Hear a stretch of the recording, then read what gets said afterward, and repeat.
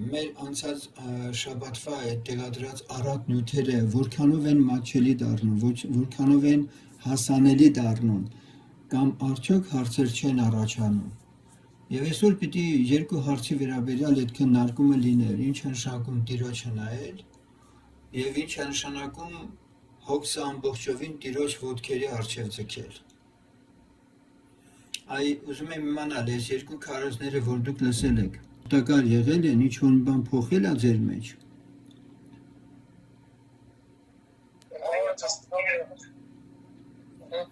Այո, կամ եղբայր։ Բա որ ես հիմա ասում եմ, բա որ ես սկզբից ասում եմ, ինչ վկայություններ ունեք, ինչի՞ չեք անում բա։ Դա վկայություն չի։ Չգիտեմ որտեղից է սկսեմ կամ եղբայր։ Խնդիրը սա է, երբ որ ես ասում եմ վկայություն, պարտադիր չի, որ դուք անպայման ինչ-որ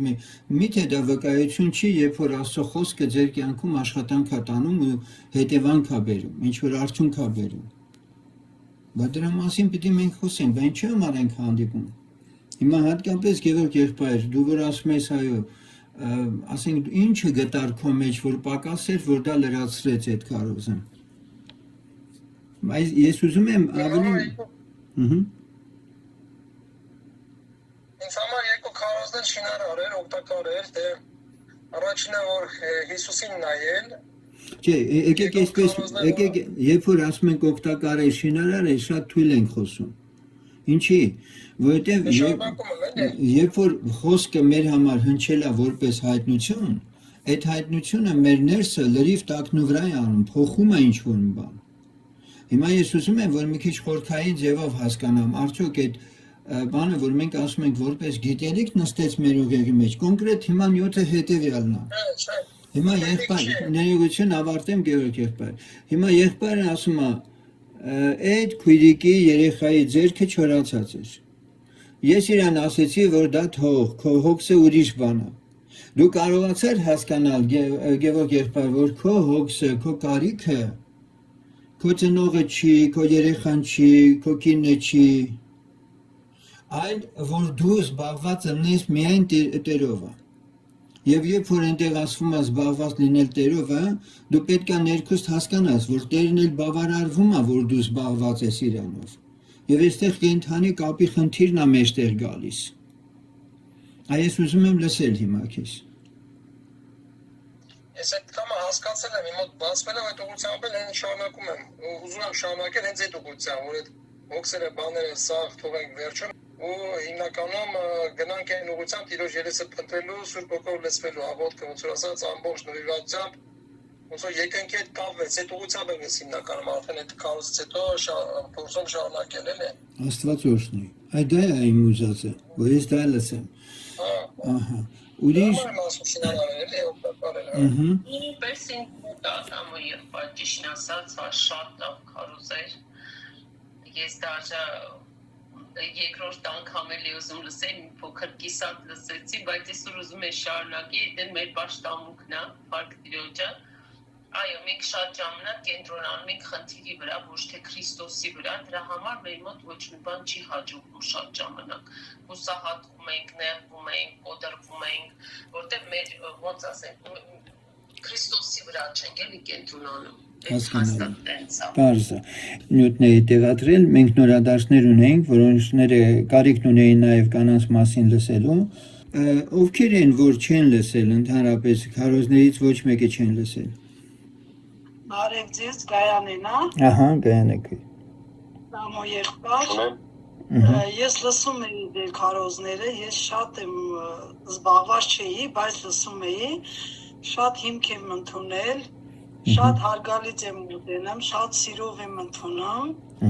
Իմ հետ շատ լավ է կատարվում ձեր հաղորդումները։ Ես շատ ուշադրում եմ, շատ հաճելի է, շատ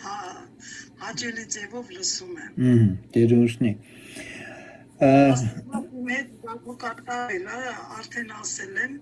ես Հիսուս Քրիստոսով շատ ուժեղ զբաղված եմ, որտեղ Հիսուս Քրիստոսի բուժումը իմ վրա եկել է։ Ես ամեն վարքյան նստելուց, կանգնելուց, քայլելուց,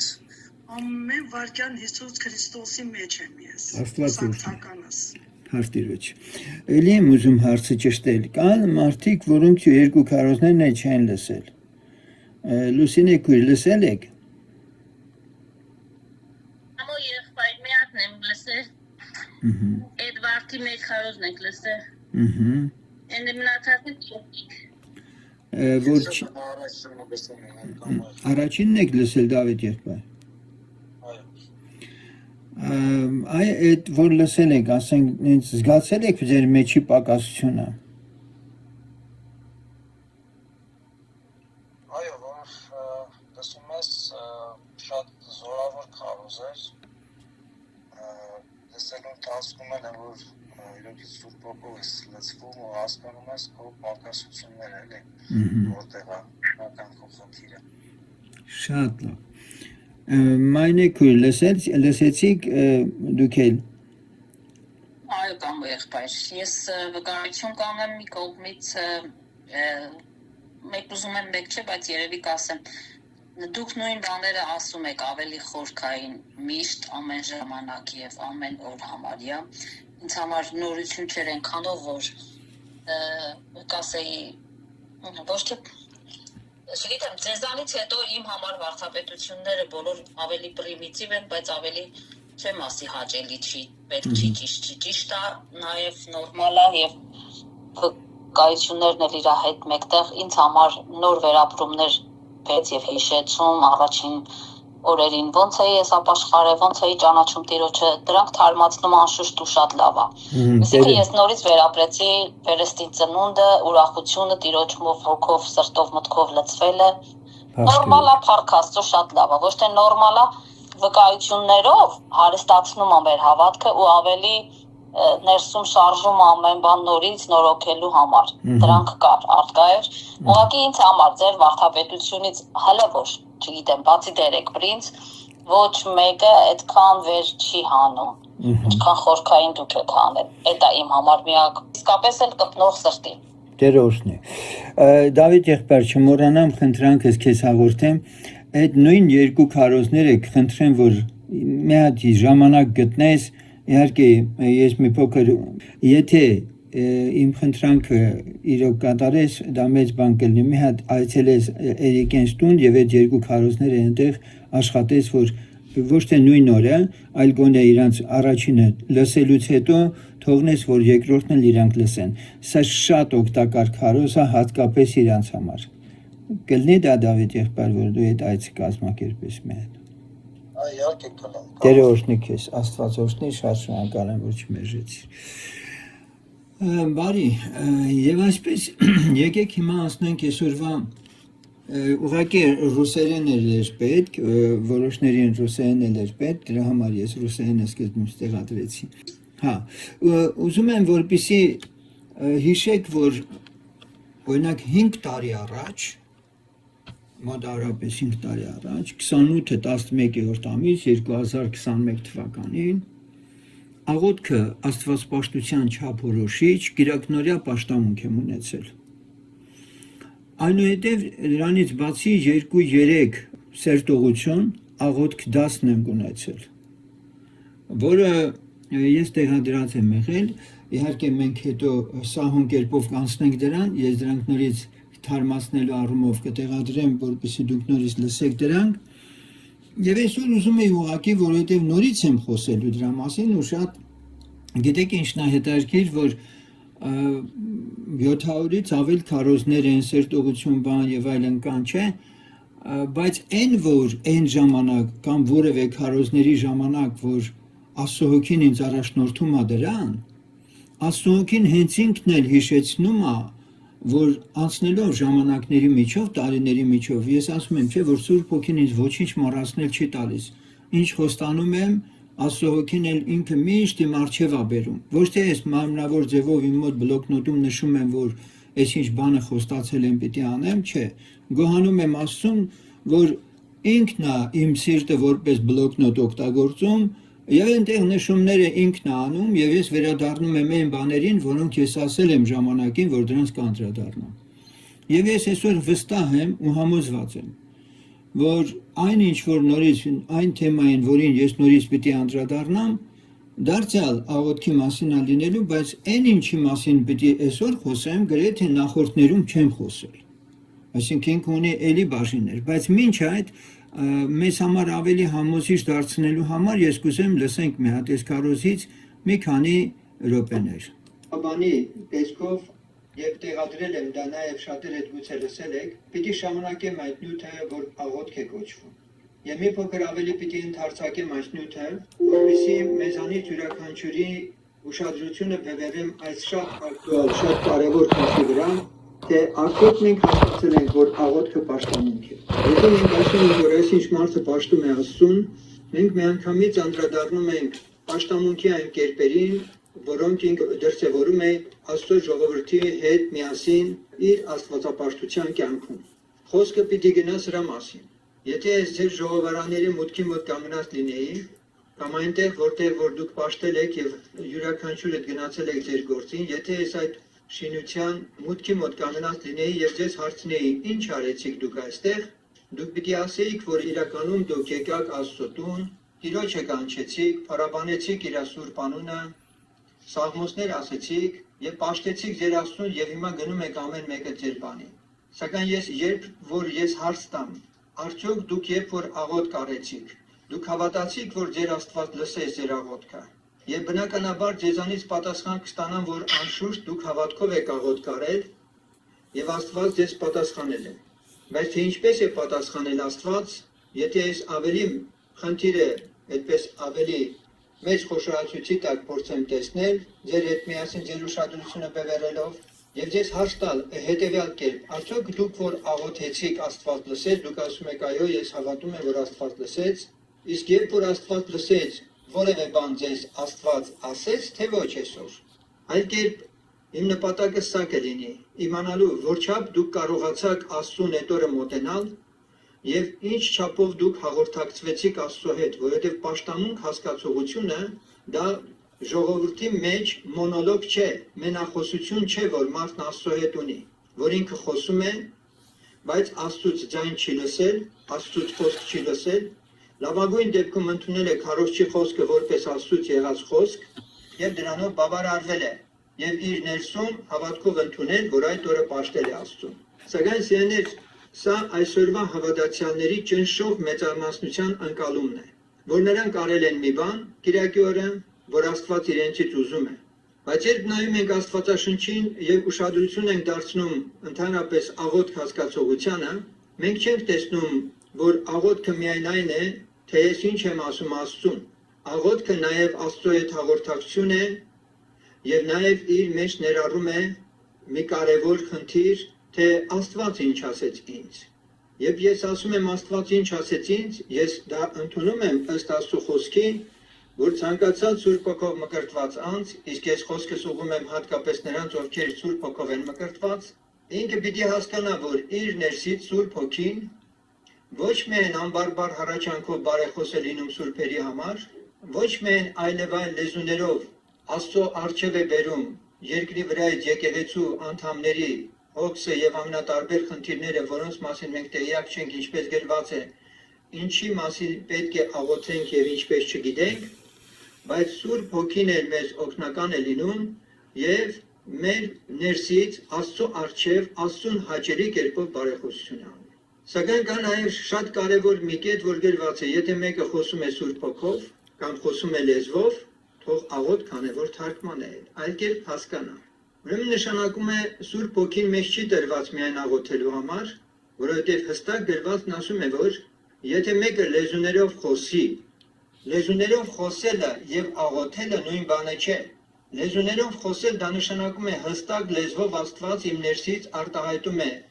գաղափարներ, մտքեր, հաճախ մարգարեություններ,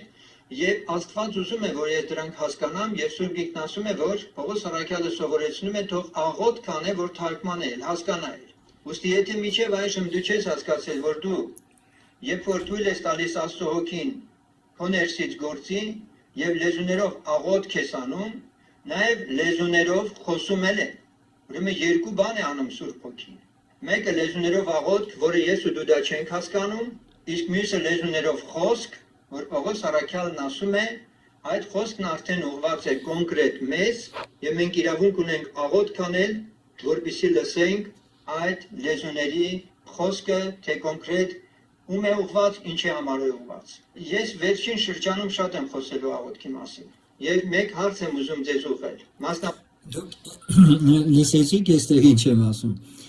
Ես շատ եմ խոսելու լեզուներով աղոթքի մասին, առասարակ աղոթքի մասին։ Օրապես նրանց, որոնց հետ ես արդեն մեկ քարոզ ունեցել եմ աղոթքի մասին, եւ այս հարցը նորից ուղղել։ Մեկ օր է անցել, մեկ շաբաթ է անցել, թե որքան դու նայիր, թե երբ որ լսեցիր այդ քարոզը աղոթքի մասին, երբ որ ես խոսում էի դրա մասին, արդյոք քո կյանքիդ մեջ փոփոխություն է եղել։ Արդյոք դու սկսել ես ավելի շատ աղոթքին տեղ տալ։ Հիմա հետաքրքիր գիտեք, որ այս ամենը ես 5 տարի առաջ ասել եմ, եւ հիմա հարմացնում ենք, ես ասում եմ մի շաբաթվա կտրվածքով, բայց անցել է 5 տարի։ Բայց հարցը ակտուալ է։ Այսինքն նորից արդիական է։ Արդյոք ես այս հարցին կարող եմ պատասխանել։ Մնացածը թողնում եմ, որ դուք խորհեք ուղղակի։ Եթե ոչ, այսօրվա քարոզն էլ մեկ անգամ կլսես եւ ոչինչ չի փոխվի քո կյանքում, վաղը նորից նույնը կշարունակես։ Իսկ իմ նպատակը դա չէ, որ դուք ընդամենը սովորութային կարգով մասնակցեք այս պաշտամունքին, բայց ձեր հոգեվոր կյանքի մեջ փոփոխություն չլինի։ Իմ փափագն է, որպեսզի դուք հատկապես աղոթքի կյանքի մեջ գնաք եւ ձեր կյանքում Աստծո հոգին սկսի փոփոխություն առաջացնել, որովհետեւ եթե դուք պաշտամունքը հասկանում եք, արամբանական ձեր եկեղեցու, տեղական եկեղեցու մեջ որոշակի խնդիրներ լուծելով, բայց ոչ Աստծո ձայնը լսելու, ոչ նրան ժամ տալու եւ ձեր անձնական կյանքի մեջ խիստ կարեւորություն չեք տալիս ձեր եւ Աստված հարաբերության մեջ աղոթքին, ապա դուք ընդամենը սովորական մի կրոնավորի կեցվածք եք դրսևորում։ Եթե նաեւ խոսեմ հավատացյալների խմբի մեկ այլ ընկալումների մասին։ Այսօր քիչ չեն շատ հավատացյալները, որոնք տարբեր հարանվանությունների մեջ պատտել են եւ բազմաթիվ քարոզներ լսելուց հետո եկել մի եզրակացության եւ այդ միտքը բազմաթիվ տեղերում նույնիսկ ամբիոններից ու բեմերից քարոզվում է, թե փրկությունը անհատական է։ Այս միտքը արտահայտողները, ովքեր ասում են փրկությունը անհատական է, ես ուզում եմ հասկանալ, թե ինչ են ուզում սրանով ասել։ Եթե ասում են, որ փրկությունը անհատական է եւ անհատական է արտահայտության տակ հասկանում են, որ իրենք են պատասխանատու իրենց փրկվելու գործում, ոչ հովիվը, ոչ որևէ սպասավոր, ես դա ընդունում եմ, որ յուրաքանչյուր անձի փրկությունը կախված է հենց իրենից։ Բայց եթե այդ անձնավորությունները, որոնք ասում են, թե փրկությունը անհատական է, մերժում են եկեղեցի հասկացողությունը, մերժում են ցանկացած Աստծո խոսքի մեջ եղած միաբանության տանող կոչերը, եւ առհասարակ իրենց զատում են եւ մտածում են, որ եթե վերստին ծնվել են, ապաշխարել են, ջրով մկրտվել են, Սուրբ Հոգով մկրտվել են, այլևս ոչ մեկի կարիքի չեն զգում, այդպիսի անձնավորությունները, ովքեր մենակ իրանք մտածում են, թե իրանց տներում կարող են Աստծո հետ հաղորդ լինելով Աստծուն բավարարել, իրենք իրենց փրկությունը վտանգում են։ Եվ այսօր այս երկու հարցերի մասին պիտի խոսենք։ Որքանով է եկեղեցին հավատացյալի կյանքում կարևոր եւ որքանով է անհատը հստակեցվել Աստծո հետ իր հարաբերությունը այդ եկեղեցու մեջ,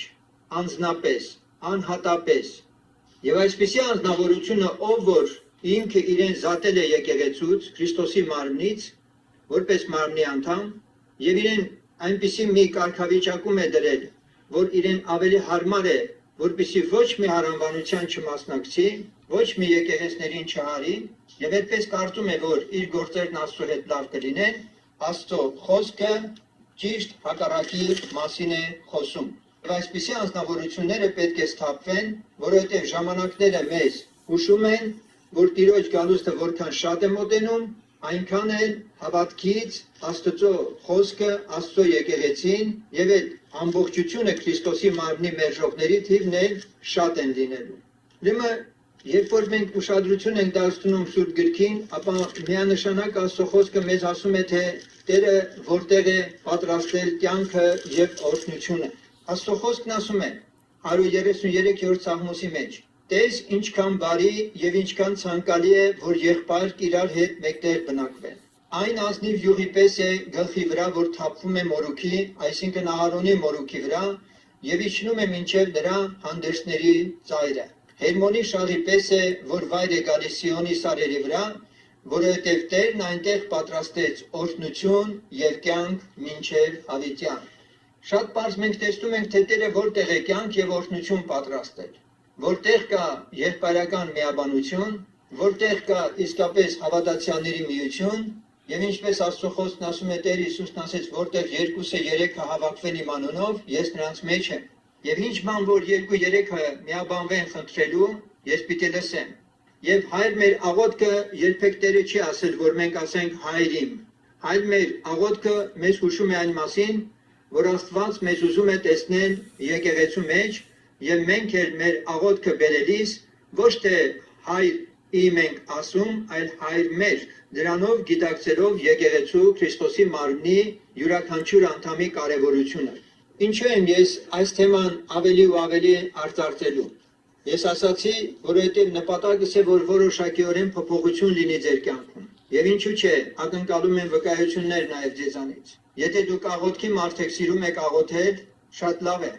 Եթե դուք փնտրում եք Տիրոջ ձայնը լսել ձեր աղոթքների մեջ, առավել ևս լավ է։ Հիշեցնեմ պատմությունից մի դրվագ, որը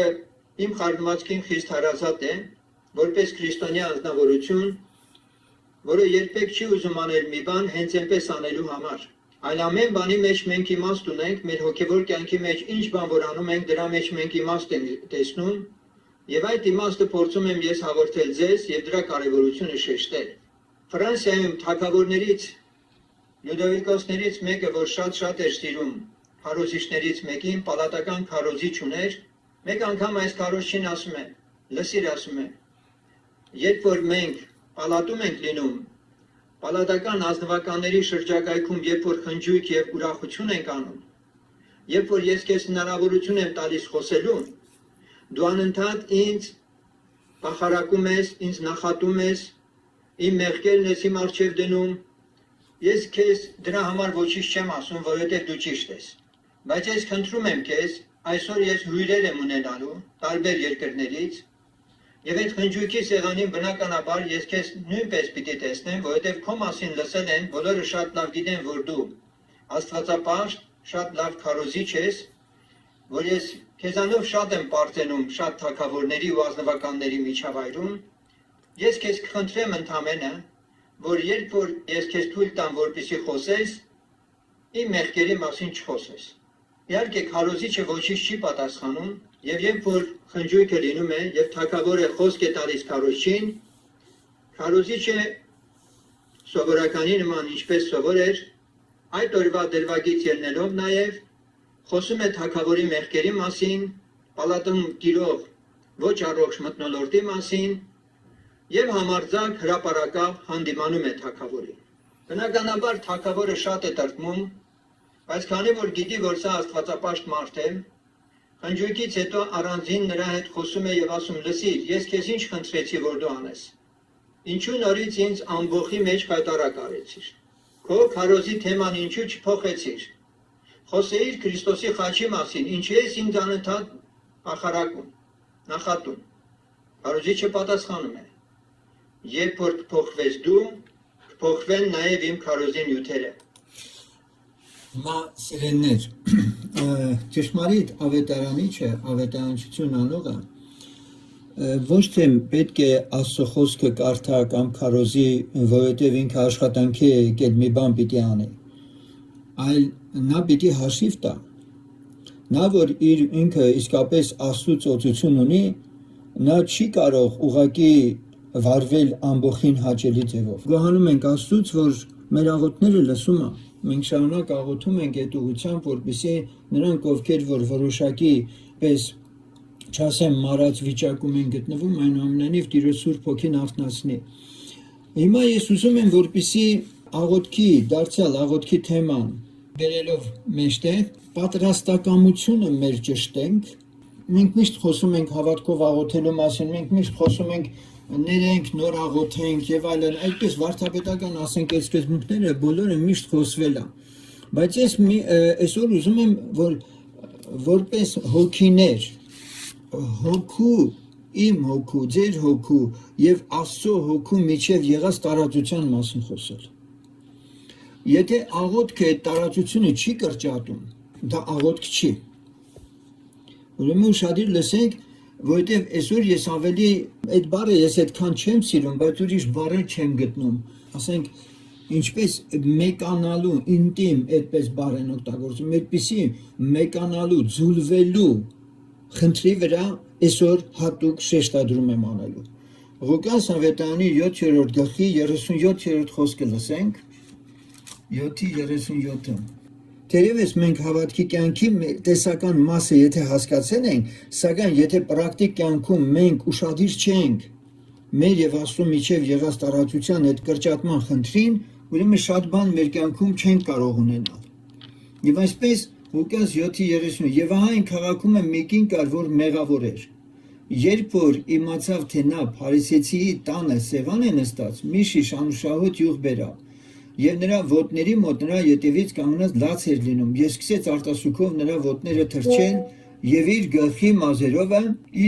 մազերովը սրբում էր եւ նրա ոտները համբուրում էր եւ յուղով ոցում։ Տեսեք, փարիսեցի Սիմոնը ինքը Հիսուսին իր տուն էր հրավիրել, բայց այնքան հեռու էր ինքը Քրիստոսից, Դրան ճիշտ հակառակ Էսկինը ամենամոտն էր Քրիստոսին եւ նրա ոտքերն ընկած այդ արցունքը այդ ասենք յուղովոցելը մասերով սրբելը նրա ոտքերը եւ այլն չէ սա մի հատ ասենք աղոթքի իսկական արտաքին դրսևորումն է եւ Տերը սա պաշտամունք տեսավ սա աղոթք տեսավ օրինակ ինչի՞ մի անգամից մեղքերի մասին խոսեց որովհետեւ Տերը նայեց այս կնոջ սիրտը այս կնոջ շուրթերը թեպետ չէին արտահայտում որևէ բան Աննայի աղոթքի նման սակայն Էսկինը շատ մոտեցավ Քրիստոսին եւ Տերը իսկապես ասեց որ նրա արածը բոլոր տեղերում կպատմվի 4 ավետարաններում գրված է այդ մասին Հիմա ես ուզում եմ որպեսզի ձեզանից ամեն մեկը որ ծունկի պիտի գա աղոթք անելու մի հատ իրան հարց տա Իսկապես անկեղծորեն ինքը այդ կնոջ կարգավիճակում է իրան տեսնում, թե չէ գիտեք ինչ, ամբողի մեջ խմբում լինել, շփվել, հաղորդակցվել, վատ բան չի սա։ Սակայն այդ պատասխանը, որ Տեր Հիսուսն ասեց, որ այս կինը շատ սիրեց, որովհետև նրա շատ մեղքերը ներված են։ Եվ այստեղ բացահայտվում է մի հատ շատ խորքային հայտնություն։ Ով կարող է շատ սիրել Տիրոջը, ով իր ապականվատության, մեղավորության, իր ոչնչությունը ավելի խորն է տեսել, որովհետև գրված է, որտեղ մեղքը շատացավ, այնտեղ շնորհքն էլ ավելացավ։ Այսինքն, որտեղ մեղքի գիտակցման խորությունը մարդը հասկացավ, ես չեմ ասում այն աստիճանի, որ մի հատ ծայրահեղություն էլ կա, մի եղբայր կար, ես իրեն շատ խիստ հանդիմանեցի, այդ եղբայրը իրան մեղավորության իբր խոստովանության կարգ ես կեղտնոտ եմ, ես բանեպարի պետք չեմ, ես զզվել եմ, ես սենց եմ արժանի եւ այլն, ասի սպասի եղբայր, դու արդեն քեզ սկսել ես դատել, այդ դատողությունը քեզ տանում է հեռու, դու Տիրոջ շնորհքը չես հասկանա, կխեղդվես դրա մեջ։ Հակառակորդն էր չար խշմտանքով հիմա տիրել իրան եւ այս անձնավորությունը չէր հասկանում, որ դա այդ մեղքի հայտնությունը Տերից չունի։ Որովհետև երբ որ մարդը իր մեղավորության խորությունը հասկանում է, իր առջև հառնում է սիրող Աստծո դեմքը եւ այդ սերը Աստծո այնքան հուժկու է արտահայտվում իր վրա, որ ինքը չի կարող այդ զգացողության մեջ մնալ, նա փոխվում է դրա մեջ։ Գործ Կարաքելոցի 5-րդ գլխի 2-րդ խոսքի մեջ մենք կարդում ենք Նույնպես մենք այստեղ տեսնում ենք, որ իսկապես մի անձնավորություն, որը թեպետ եկեղեցում էր, որքան հեռու պետք է եղած լիներ, ինքը այս անձնավորությունը իր կնոջ հետ միասին թեպետ եկեղեցում են, եւ Տերը սա չհանդուրժեց։ Ուրեմն,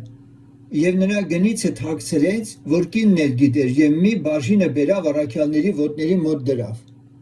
Սա Անանիա Սապիրայի պատմությունն էր։ Զարմանալին սա է, որ թեպետ իրանք այս անձնավորությունները ապաշխարած էին ընտանիքով, վերստին ծնվել էին, Սուրբ Հոգով էլ մկրտվել էին, բայց ոնց որ թե իրանց եկեղեցում գտնվելը մի հատ կազմակերպության մեջ գտնվել էին համարել։ Նրանց մեջ այդ կարիքը խորապես,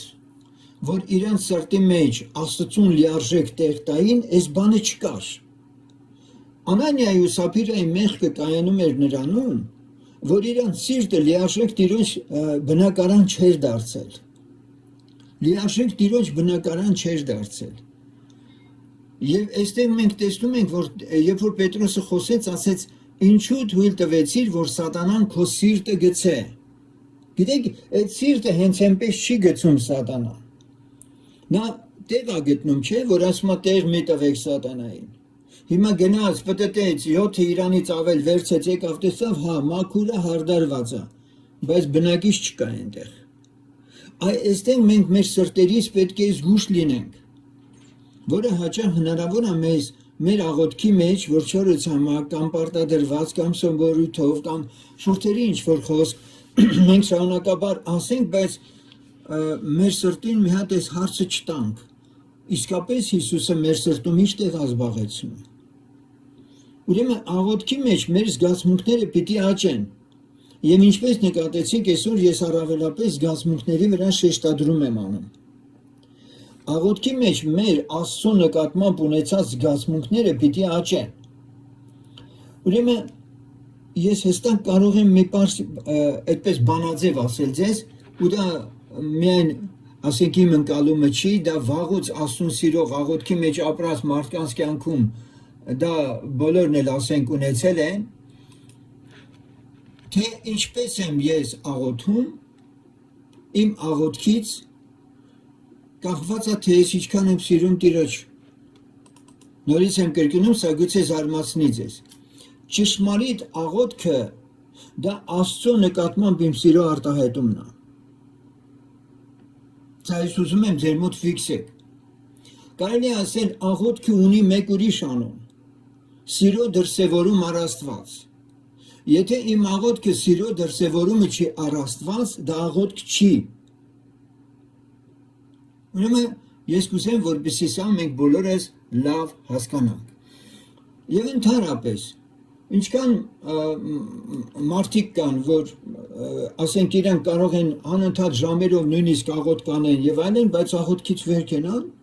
անգամ իրենց այդ Սուրբ Հոգու լեցունության ինչ որ երևույթներ ցույց տան,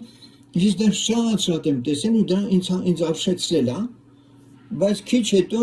այն որ ասում են, եթե իրա ոտքի մազոլը մի հատ տրորես, գլուխդ կջարդի։ Այստեղից պարզ երևում է, որ այս անձնավորությունը իրա շուրթերից ելած խոսքը, իրա շնչից ելած խոսքը շփոթում է սրտի միջից, որ պետք է գնար առ Աստված, որ դա աղոթք պիտի կոչվեր, ինքը շփոթել է դրա հետ։ Եվ հիմա ընդհանրապես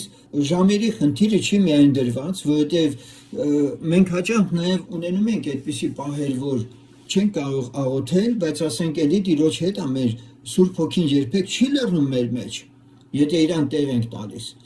Եվ Օգոստիանոսը, օրինակ, որ հայտնի է եկեղեցու պատմության մեջ որպես եկեղեցու հայրերից մեկը, ասում է, ով քիչ է սիրում Աստծուն, ինքը քիչ էլ աղոթում է։ Այս նրանից պարզ երևում է, մենք որքանով ենք իր հետ իսկապես հաղորդակցության մեջ։ Իսկ ով որ սիրում է Աստծուն,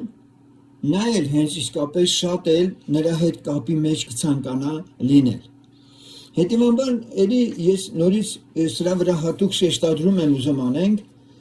որպեսզի մենք իմանանք, թե իսկապես մեր աղոթքի մեջ անկեղծորեն մենք Աստծո հետ լինելու փաստեր ունենք, թե չունենք։ Թե չէ գիտեք ծունկի գանք ու խոսենք Աստծո հետ, իբրև մեր հոգսերն էլ անդադ բերենք եւ մտածենք, որ Աստված նրա համար է, որ մեր հոգսերին պատասխանի, բայց Տերը երկնքից իսկապես նայի ու ասի. լավ, բայց ես թե սիրում եմ ախր, չէ՞։ Ախր ես ուզում եմ նույն սիրով դու ինձ սիրես։ Չէ՞ մենք կարդում ենք Աստված այնպես սիրեց աշխարհը, մինչև իր միածին որդին տվեց եւ այլ եւ Աստված սեր է եւ նրա սերը իսկապես անսահման է մարդու նկատմամբ։ Ես ասել եմ միշտ, մենք հավիտենության մեջ միջև վեր դա չենք կարողանալու մարսենք ու հասկանանք, որովհետև աստվածային սերը ճանաչել ու հասկանալ ամբողջությամբ, դա նշանակում է ուղղակի Աստծուն ճանաչել ամբողջությամբ, որը անհնար է։ Սակայն Սուրբ Հոգին, որ նաև մենք կարդում ենք հերթականությունը, ես քիչ հետո դրա կասեմ, որոշներից գուցե դա զարմացնի, ես մի հատ հերթականություն էի նայել, բայց այդ հերթականությունը ես կիսատ գտա ու ասոքին ինձ մղեց մի քիչ ավելի շտկում առաջացնել այդ մեր պրիորիտետներին ռուսերեն ասած կամ առաջնայնությունները, որը պիտի տանք մենք։ Եվ ուրեմն մեր սրտերի հետ կապված է այսօրվա թեման, թե ինչ է կատարվում աղոթքի ժամանակ մեր սրտերի հետ։ Եվ եթե մեր սրտերի հետ ոչինչ տեղի չունենում, ուրեմն այստեղ խնդիր կա, որ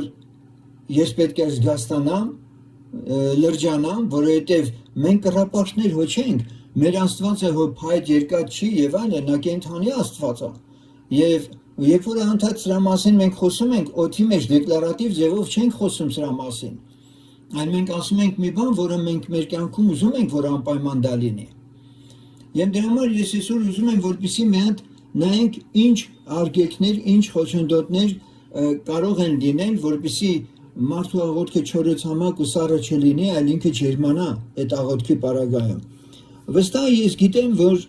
մանավանդ երբ որ մենք Սուրբ Հոգով մկրտված ենք ու լեզուներով աղոթքին ենք մենք ուզում տեղ տալ, գրված է, որ Սուրբ Հոգուն մենք չտրտմեցնենք։ Հիմա սեներ, պատկերացրեք, որ մենք անհավատ միջավայրում, անհավատ շփումներ ունենք մարդկանց հետ եւ այլն, եւ Տիրոջը ոչ հաճելի հաղորդակցություններ են դրանք, մեղավոր միջավայրը չի հանդիմանվում մեր ներկայությամբ, եւ մենք ոնց որ թե ինչպես առաջին Սաղմոսում ասում, ծաղրանողների ժողովքում կամ չգիտեմ, մեղավորների ամբարիշների այդ միջավայրում լինելով հանդերձ ոնց որ թե մեր համար եղած չեղած է դա, բայց նաեւ Առակաց 13:20-ը մեզ զգուշացնում է, որ լավագույն հաղորդակցություն ունենալու համար Աստծո հետ սա լավագույն պայմաններից մեկն է։ Իմաստունների հետ վարվողը 13:20 Առակաց, իմաստունների հետ վարվողը իմաստուն կդառնա, բայց տխմարների հետ ընկերացողը կչարանա։ Իմաստունների հետ վարվողը իմաստուն կդառնա, բայց տխմարների հետ ընկերացողը կչարանա։ Հիմա մենք գիտենք, որ Սուրբ Հոգին Աստծո իմաստությունն ունի։ Հիմա մեր մտերմությունը, եթե Աստծո իմաստությունն է իր հետ է եւ նաեւ նրանց հետ, ովքեր որ նույն մղումը ունեն, բարի է։ Ուրեմն իմաստունների հետ վարվողը իմաստուն կդառնա։ Այսինքն Տերը էլ ավելի մեծ, բայց երբ որ Տերը տեսնի, որ մենք անլրջություն ենք ցուցաբերում, իհարկե նա չի կարող մեզ վստահել շատ ավելի այդպես իր խորությունները, որ Սուրբ Հոգին եկել է հենց դրա համար։ Այլ կերպ ասած, Սուրբ Հոգու կրակը, որ ուզում ենք մեր մեջ բռնկվի, մի հատ մենք պիտի մեզ հարց տանք։ Իսկապես մենք իր համար պայմաններ ենք ապահովում։ Մենք դրսիների հետ ճիշտ ենք վարվում, մեր ժամանակը ճիշտ ենք մենք տնօրինում, թե ուղղակի դրսիների հետ վարվում ենք ոնց որ այդպես սովորական մարդ, աշխարհիկ մարդ, բայց եկեղեցում մենք ինչպես եղբայրներից շատերն են ասում, Սուրբի տիպար ենք դառնում, կարծես Սուրբի տեսք ենք ստանում։ Սաղմոս 6:8-ն եմ ուզում լսենք, Սաղմոս 6:8-ը։ Ուրեմն Սաղմոսները դուք եթե շատ ընթերցեք, դուք կլսեք, որ անընդհատ Դավիթը իրան ինչ ասում, անօրենություն մի 30 համարից ավել ես մենակ կարդացի, թե Դավիթը ինչքան է իր անօրենությունների համար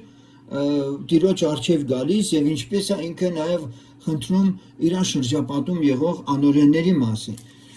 Սակայն այս համարը շատ հետաքրքիր է, որ բազմաթիվ համարների հետ Սուրբ գրքի չես կարող համադրել եւ պետք է հասկանաս, թե ինչի է այսպես գրված։ Դավիթն ասում է. Հեռացեք ինձանից, ով բոլոր անօրենություն գործողներ, որովհետեւ Տերն իմ լացի ձայնը լսել է։ Այստեղ չի գրված, որ իմ աղոթքը լսել է։ Հասկանալի է,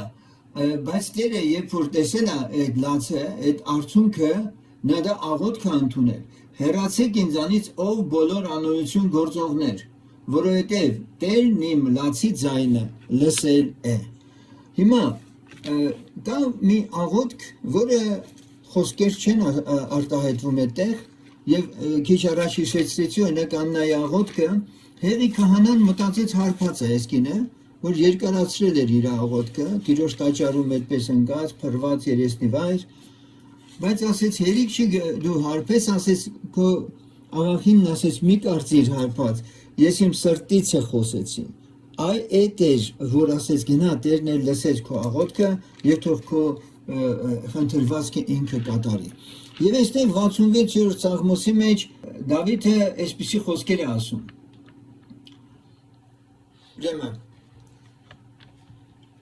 եկեք լսեցեք ամենքդ, որ Աստվածանից վախենում եք, եւ պատմեմ ձեզ ինչ որ արավ նա իմ անձի համար։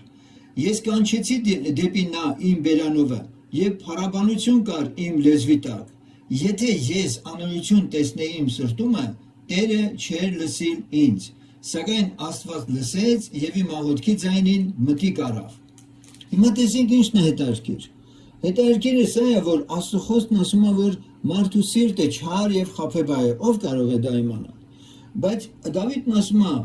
եթե ասում է ես անօրություն տեսնեի իմ սրտումը, ինքը ասում է, որ իր սրտում անօրություն չկար։ Ապացույց ունի, գիտեք, ապացույցը ո՞րն է։ Տերը լսել է իրան։ Իսկ Աստծո խոսքն ասում է այդ մասին, որ Տերը մեղավորին չի լսում, արդարին է լսում, ինքը քննել է իր սիրտը ու անօրություն չի տեսել։ Պատասխանը անշուշտ ստացել է, ուրեմն պատասխանը ստացել է միայն այն պատճառով, որ Դավիթն իր սրտի հետ ուղիղ է եղել։ Եվ Սուրբ Գիրքն ասում է, թե Աստված ում հետ է։ Իհարկե, ասել, որ Դավիթը լրիվությամբ ամեն ինչով, այդպես ասած, կատարյալ էր եւ այլն, չէ, բայց Աստված ուղիղ սրտեր է փնտրում, ուղիղ սրտեր, որ ավելի մոտեցնի իրեն։ Այդ ուղիղ սիրտը իրան փափագող սիրտն է, կապ չունի ինչքան պարտություն ունի ինքը։ Եվ այստեղ ասում է, եթե ես անօրություն տեսնեի իմ սրտումը, Տերը չէր լսել ինձ, սակայն Աստված լսեց եւ իմ աղոթքի ձայնին մտիկ առավ։ Օրհնյալ է Աստված, որ իմ աղոթքը դեն չէ գցում եւ իր ողորմությունը ինձանից չի դարձնում։ Մինչև հավատքով աղոթք անել այդ, մի հատ ուշադրություն դարձրու, թե իսկապես ինչ սիրտ ունես դու, ինչ սրտով ես դու այդ աղոթքը բերում Աստծուն, որովհետև մենք բոլորս շատ լավ գիտենք, որ Աստված ոչ թե քեզ քո ընծային է նայում, այլ քո սրտին է նայում, ինչպես Աբելի օրինակում եւ Կայենի օրինակում բազմաթիվ անգամներ սրանց մասին խոսել է։ Վերջապես արդեն մի հոգևոր հասակի է հասնում անձը, երբ որ ավելի եւս է համոզվում, որ որևէ զորություն, որևէ կարողություն իրանից կախված չի, ոչինչ ինքը չի կարող, անկարող է ընդհանրապես անգամ Աստծուն հաճեցնել, որովհետև նույնիսկ Աստծո խոսքն ասում է նրանք են Աստծո որդիները, որ Աստծո հոգովն են վարվում, ոչ թե իրենց ինտելեկտով, իրենց հավատքի փորձառությամբ, իրենց մարմնի ուժի, խելքի եւ այլի միջոցով, այլ Աստծո հոգով։ Եվ Զաքարիա մարգարեն հենց այդպես էլ ստացավ խոսք Աստծուց, Զաքարիա 4-րդ գլխի 6-րդ խոսքում, երբ որ ինքը տեսիլ տեսավ եւ չէր հասկանում, երկու անգամ հարցրեց դա ինչ էր, եւ նա պատասխանեց ասեց, թե սա Տիրոջ խոսքն է առ Զորաբաբել ասելով, ոչ թե զորությունով եւ ոչ թե ուժով, այլ իմ հոգովը, ասում է զորած Տերը։ Սա լրիվ թող զինաթափ անի բոլորիդ։ Ոչ թե զորությունով, ոչ թե ուժով, փլվեք Տիրոջ առաջ, ջախջախվեք, փշրվեք, վերջ, դուք չունեք, ես չունեմ, ոչ մի մահկանացու երկրի վրա չի կարող իր հունարով կանգնել Աստծո առաջ։ Եվ այստեղ ասում է շատ պարզ, ոչ թե զորությունով, այսինքն քո, եւ ոչ թե ուժով, այլ իմ հոգովը, ասում է զորած Տերը։ Հիմա սեներ, եթե Աստծո հոգովն է, իսկ տեսիլքի նկարագրությունը այնուամենայնիվ ես տամ,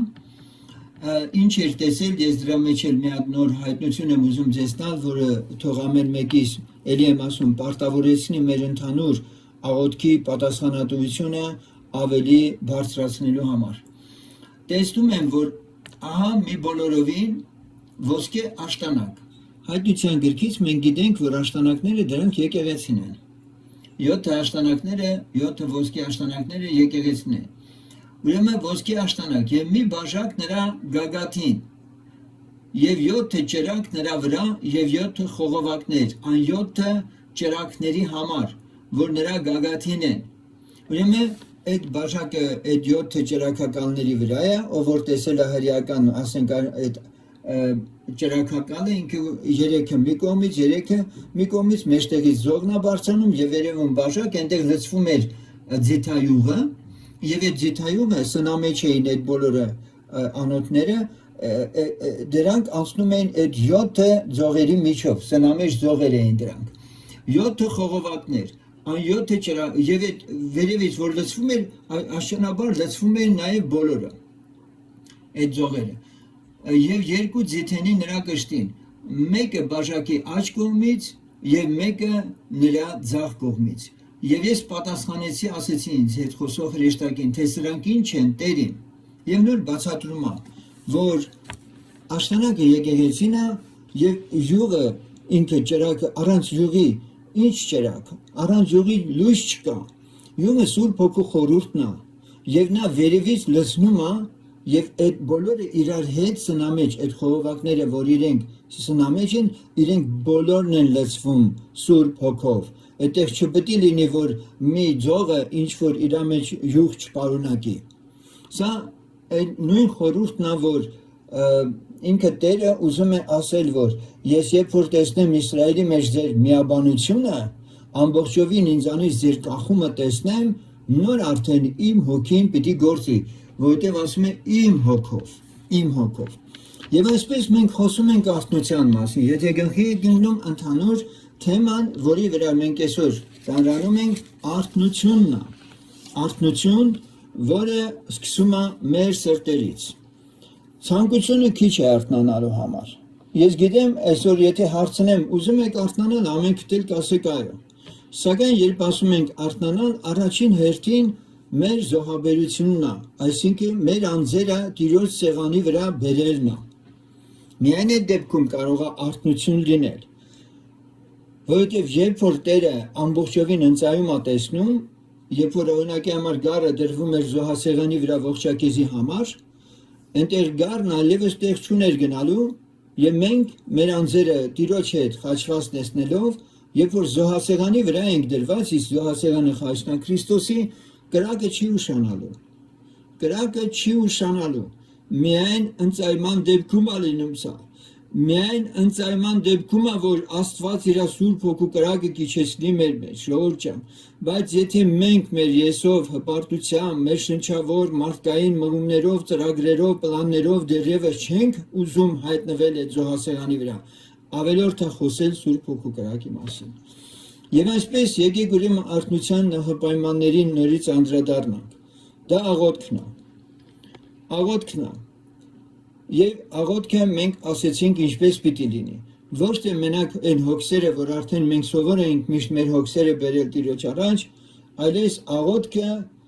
նա է որ ես գալիս եմ Տիրոջ առաջ եւ ասում եմ ահա ես Տեր ոչինչ էլ մի ասա ներսում քո սրտիդ մեջ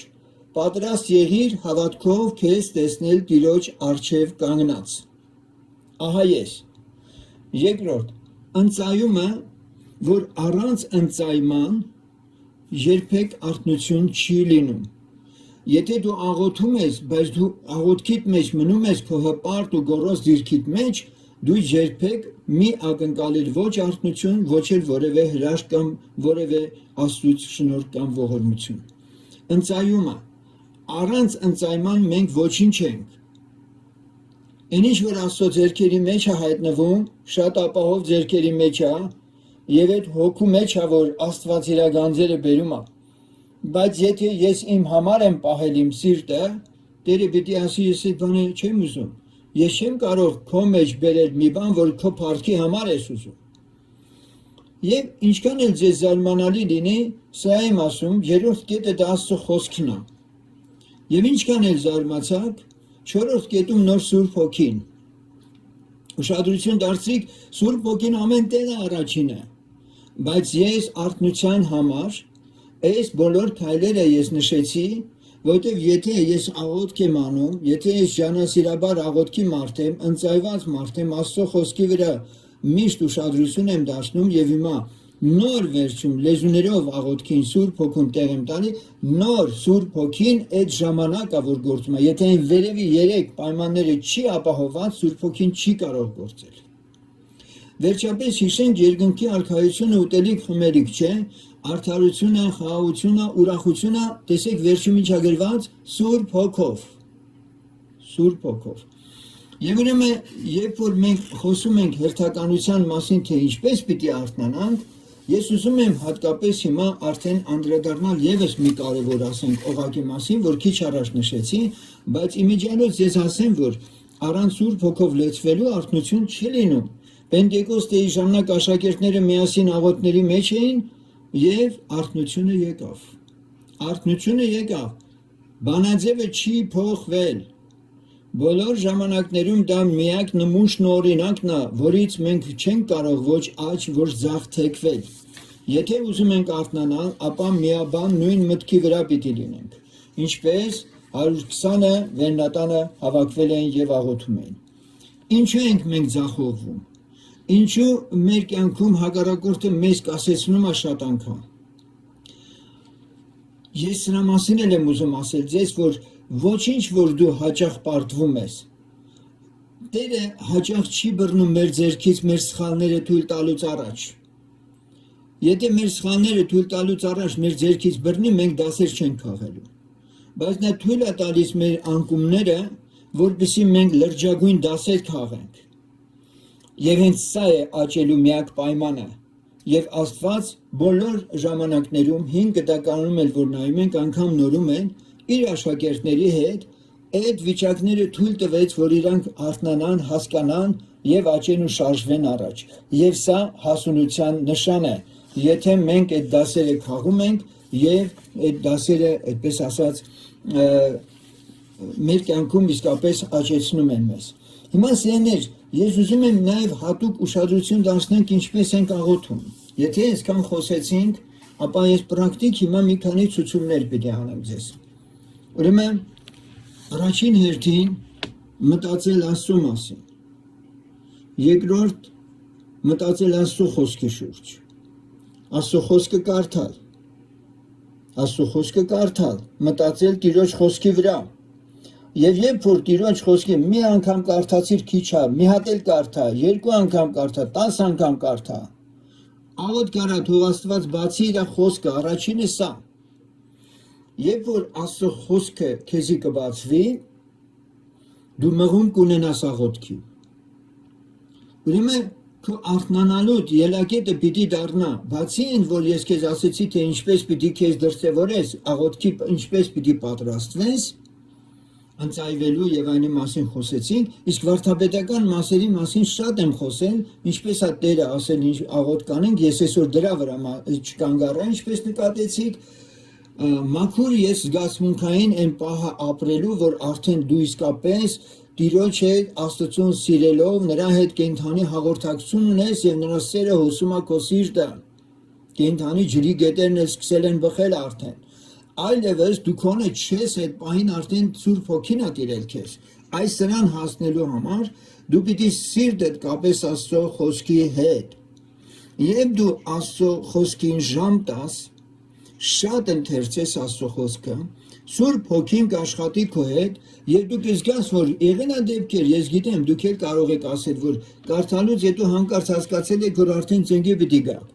Այս վիճակը թող հարատև լինի։ Աստծո Հոգին քեզ կմղի եւ դու ճիշտ աղոթքը հենց այդ պահին կանես, որովհետեւ Սուրբ Հոգին միայն այն դեպքում է գործում, եւ դու հաճելի ընթացքի մեջ ես քեզ դնում։ Ուրեմն շատ կարևոր ձևով ես շեշտադրում եմ անում Աստծո խոսքի եւ աղոթքի վրա, ինչ որ առաքյալներն ասեցին, իսկ մենք Աստծո խոսքին եւ աղոթքին պարապենք։ Ինչու՞։ Որտեղ Սուրբ Հոգով լեցունությունը սկսել ենք չվայելել, ընկել ենք սեղաններով, սկերագրելով ենք ընկել ու մոռացել ենք մեր հիմնական գործը։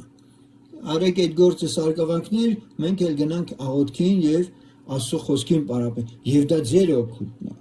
Եվ առիթից օգտվելով ես ձեզ ասեմ մի բան էլ, որ հատկապես ուզում եմ սրա շուրջ։ Ես ինչի եմ այս աղոթքի թեման բարձրացնում, որովհետև ես ունեմ Տիրոջից շատ հայտնություն, շատ խոսք, որ պիտի ասում, բայց դուք պատրաստ չեք դրանք լսելու։ Միայն այն դեպքում ես կարող եմ նաև, ինչու՞ չէ, դուք նաև կկարողանաք լսել, առաջնորդվել նույն ձևով, ինչ որ ձևով ես, դա խնդիր չի, ես չեմ ասում մենակ ես գիտեմ, ես կարող եմ դրանք ասենք անցալել ու դուք ոչ։ Եվ երբ որ նույն մտքի գանք, նույն բան անցալենք, ամեն բան հրաշալի է լինելու։ Դուք զգաք, որ այդտեղ մարդը չի գործում, այլևս Աստծո Հոգին է անում։ Իսկ որ Աստծո հոգին մեր մեջ շատ բան ա ուզում անի, այսօր դեռևս մենք այդ հասակություն ենք, դրանում կասկած չկա։ Ուրեմն թող Տերը օրհնի, որպեսզի Աստծո խոսքը ընթերցելը եւ աղոթքի կյանքը մեզանից ամեն մեկի մեջ մի նոր գիտակցում առաջացնի, որ դա մեր սիրո դրսևորումն է առ Աստված եւ առաջինը մենք այդ վիճակով ա որ թե Սուրբ Գիրքն ենք կարդում եւ թե աղոթք ենք անում։ Հիմա ուզում եմ աղոթք անենք, խնդրենք Տիրոջը այս ամբողջ նյութը, որ ձեզ մատուցվեց, ձեր համար պրակտիկ նշանակություն ունենա։ Ոչ թե որ մենք մի նոր բան լսեցինք ու հասկացանք, չէ։ Նորից հիշենք, ինչքան աղոթում ենք, այդքան էլ սիրում ենք Աստծուն։ Ինչքան լցվում ենք Սուրբ Հոգով, այդքանով էլ երևում է, որ մենք սիրում ենք Աստծուն։ Մենակ, ասենք, տեսական մասը չէ, պրակտիկ մասի խնդիրներ ունենք։